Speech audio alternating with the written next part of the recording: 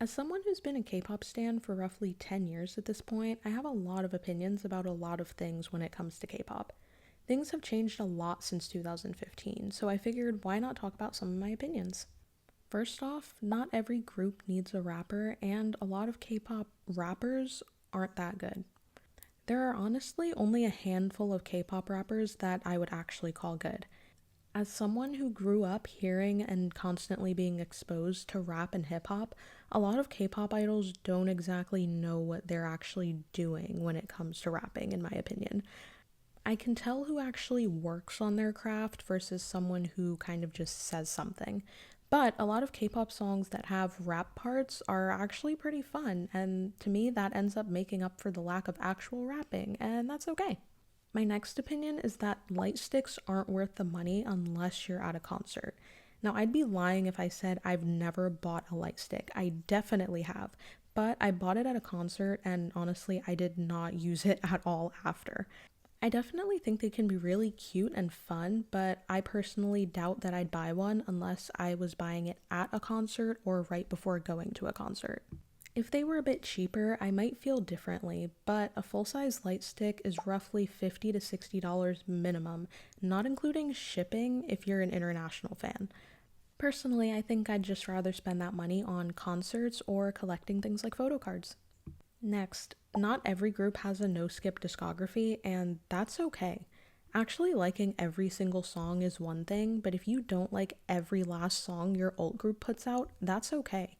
Every single song isn't the exact same style or vibe, so it makes sense why every single song wouldn't resonate the same way with everyone.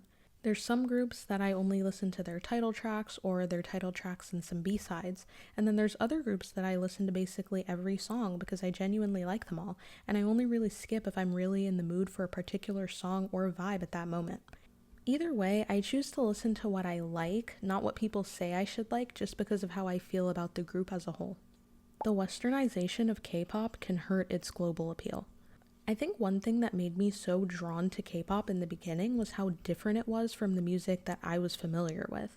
The way that music was presented, the way the performances were done, and the overall culture surrounding the music were all so different from what I was used to. I think a major error that a lot of K-pop companies are making is that they're losing the K-pop elements in exchange for Western recognition. K-pop is such an interesting, unique genre on its own, and I feel like a lot of those aspects are being diminished for Western acceptance. A K-pop group isn't less special just because they might not have a huge Western following, and chasing that takes away a bit of that spark. Next, unstanding your alts is fine, especially if they stop making music you enjoy. I think as time goes on, it's very hard to genuinely like every last thing that a group or artist puts out. When it comes to K-pop, who you alt is almost like a label. You kind of get grouped in with others based on the general behavior that the majority of that fandom has. I've had a few different alt groups since becoming a K-pop stan, and once the music was consistently not for me over the course of a few comebacks, I made the decision to unstan. I definitely do still tune in to all of these groups when they release music, but for a lot of them, their musical direction went in a way that I ended up not really enjoying that much. I feel like a lot of people have a mindset of believing that they have to keep standing a certain group even when they don't like the music, which is pointless. Obviously, as a K-pop stan, I definitely still stan groups, buy albums, and tune into the music specifically for my alts. But if that one group has been making music that doesn't resonate with you comeback after comeback, don't feel bad if you fall off the wagon.